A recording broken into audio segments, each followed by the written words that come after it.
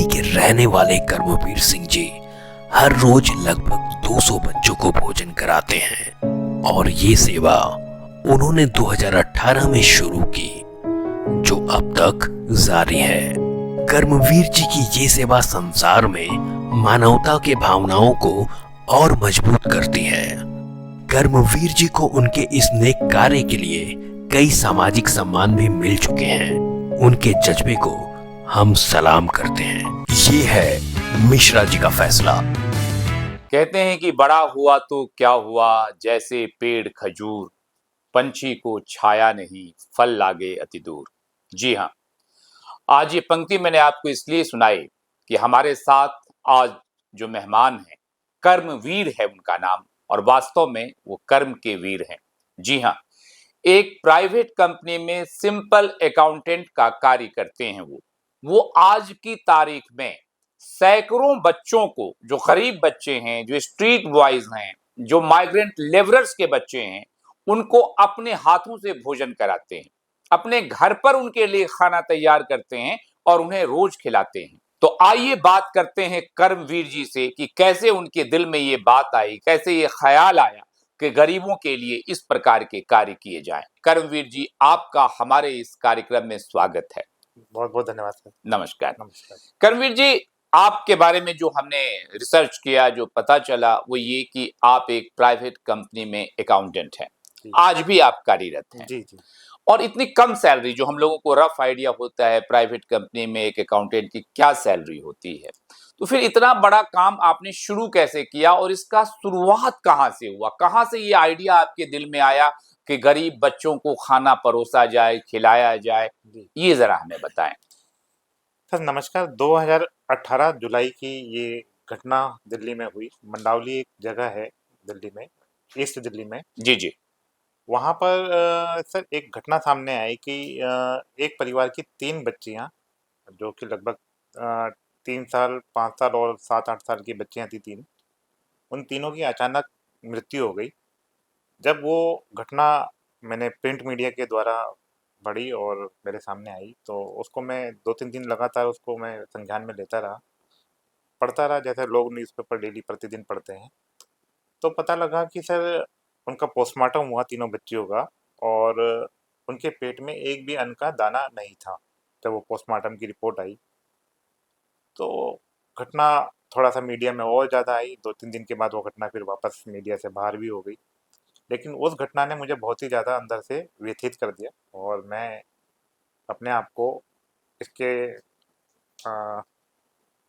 मतलब अंदर ही अंदर में इसको लेके बहुत ही ज़्यादा बेचैनी महसूस कर रहा था। ये 3 बच्चे भूख से मर गए जी, आज के देश में, आज के देश में, और भी महानगर में। महानगर में सर, जी। जो राजधानी है हमारी। जी।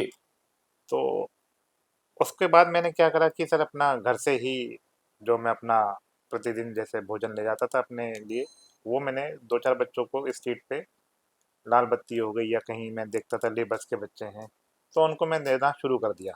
जो आप खुद अपने लिए हाँ, खाना ले आपका जाते घर थे के ऑफिस? जी, जी, जी। हम्म। फिर मैं बाहर से खाना खा लेता था, लेकिन मैं सुबह जाते समय उन बच्चों को वो खाना दे देता था, अपने हाथ सामने खिला के उन बच्चों को, फिर मैं अपने ऑफिस जाता था। तो पत्नी नाराज नहीं होती थी कि आपको जो टिफिन दिया गया है वो आप बच्चों में बांट सर देते मैंने हैं? तो शुरुआत में ये अपनी धर्मपत्नी को बताया नहीं। जी जी। जी, जी। हम्म। उसके बाद क्या हुआ कि कुछ दिनों बाद जब ये मेरा प्रतिदिन का नियम बन गया, तो मैंने एक दिन अपनी वाइफ को बोला कि ऐसा है कि मुझे 2 रोटी एक्स्ट्रा एक रैप करके दे दीजिए, 2-3 रोटी। तो उन्होंने कहा, भई मैं तो आपकी डाइट का पूरा खाना दे ही रही हूँ, ये क्या आप एक्स्ट्रा डाइट बढ़ गई क्या आपकी? तो मैंने उनको बताया कि ऐसी-ऐसी एक मेरे साथ ये चीज़ें चल रही हैं।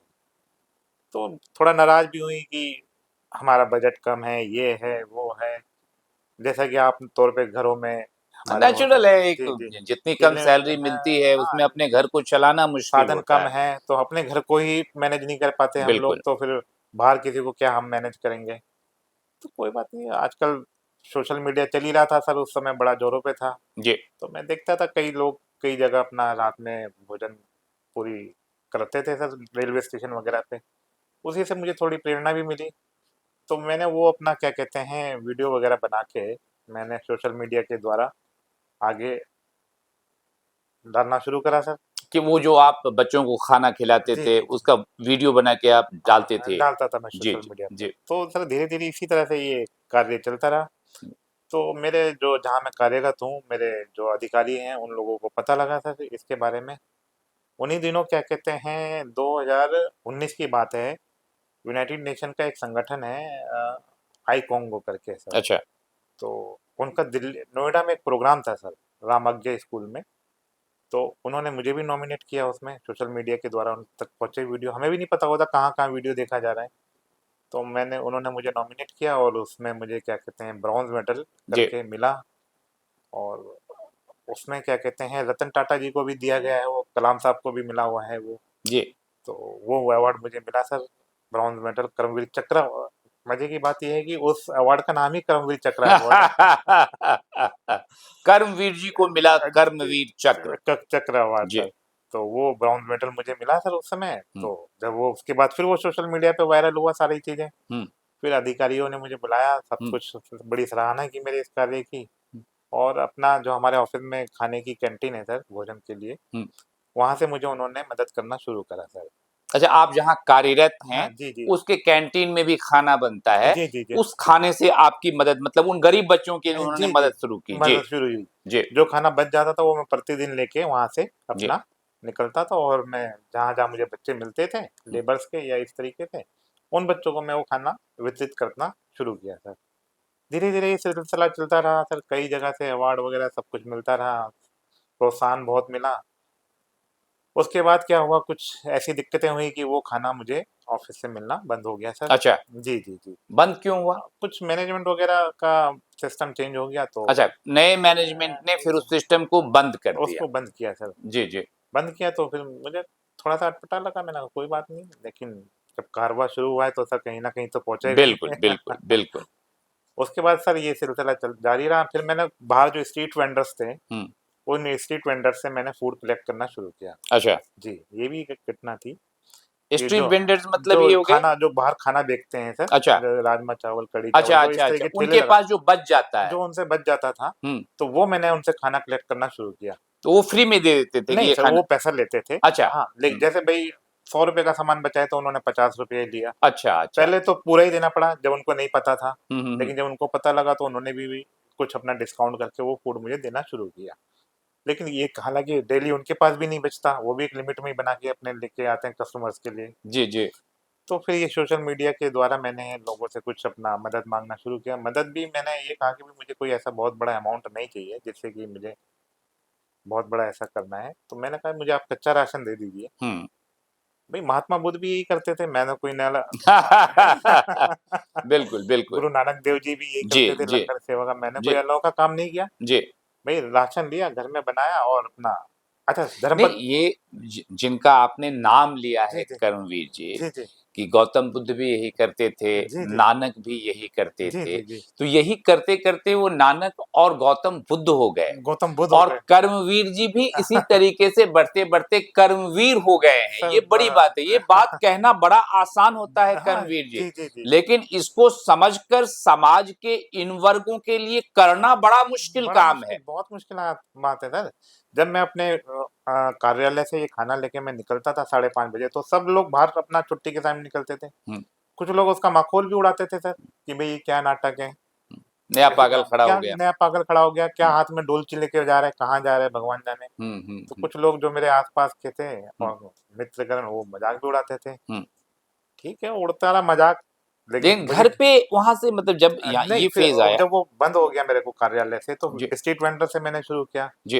अब स्ट्रीट वेंडर से भी सर प्रतिदिन तो पूरा नहीं हो पाता, क्योंकि उनके पास बचता भी नहीं है कहीं हुँ, डेली। हुँ, तो फिर मैंने जो रॉ मटेरियल कई लोगों से मुझे इकट्ठा मिलने लगा, हुँ, वो रॉ मटेरियल मैंने लेके अपने घर पे अपनी धर्मपत्नी जी से आग्रह करके हुँ। और बनवाना शुरू किया सर। और प्रतिदिन सर वो 100-150 बच्चों का खाना बनता है घर में।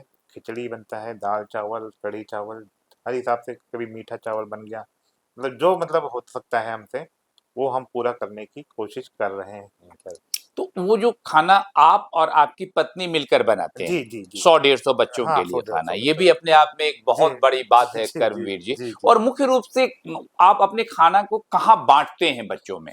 किस सर एरिया में? सर ईस्ट दिल्ली में जहाँ तक मैं पहुँच पाता हूँ लगभग 8-10 किलोमीटर में, हम्म। वहाँ तक मैं कोशिश करता हूँ कि उन बच्चों को मैं पहुँचूँ। हम्म। कुछ बच्चे पुराने भी होते हैं, कुछ नए भी बच्चे मिलते हैं, हम्म। तो कोशिश रहती है कि सर ज़्यादा से ज़्यादा बच्चों को हम्म। मैं कवर कर सकूँ और ये कम से कम कुपोषण जो एक धब्बा है, हम्म। वो मैं धब्बा मिटाने की कोशिश कर रहा हूँ सर।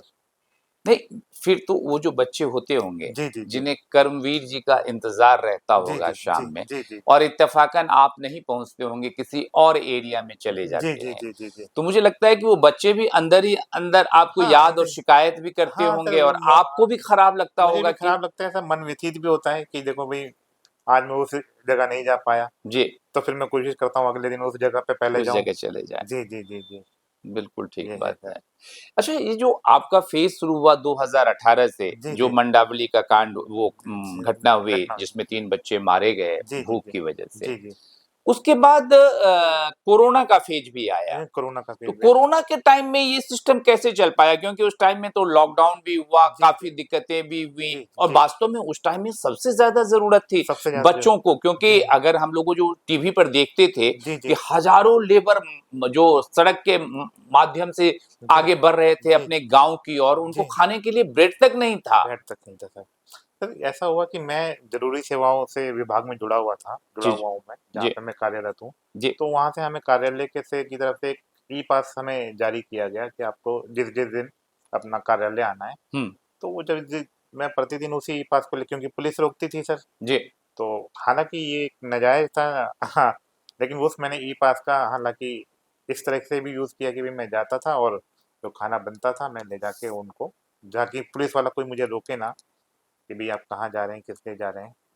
तो वो मैं प्रतिदिन फिर भी चलता रहा सर, ईश्वर की कृपा से। अच्छा, कोरोना के टाइम में भी हाँ, आपका कोरोना काम का चलता रहा। चलता तो रहा। कोरोना के टाइम में कुछ ऐसी चीज़ों से भी आप टकराए होंगे जो आपको बड़ा, क्योंकि उस टाइम में आपको मालूम है कि किस प्रकार से उन लोगों में, खासकर जिन वर्गों के लिए आप काम करते हैं, जी, जी। उन लोगों को कितनी दिक्कतों का सामना करना पड़ा। जी, जी, तो जी। ऐसा कोई केस आया आपके सामने उस टाइम में? हाँ, बिल्कुल आया सर, हमारे घर के पास में ही एक सरकारी स्कूल में कार्य चल रहा था नगर निगम का। अच्छा, तो उसका जो कार्य था, वो जो लेबर्स थे वो अपने स्कूल के बाहर टेंट बना के रह रहे थे अच्छा। और ठेकेदार उस टाइम पे फरार हो चुका था सर। अच्छा, कोरोना के साथ ठेकेदार चला गया, तो लेबर रह गया स्कूल लेबर में। लेबर वहीं रह गई, जो था वो वहीं रह गया। जी, लेबर नहीं जा पाई जी। और वो मध्य प्रदेश से थे और उनके में प्रेग्नेंट लेडी भी थी एक आध और कुछ बुजुर्ग भी थे, सब अपना लेबर्स बेचारे वहीं रहे।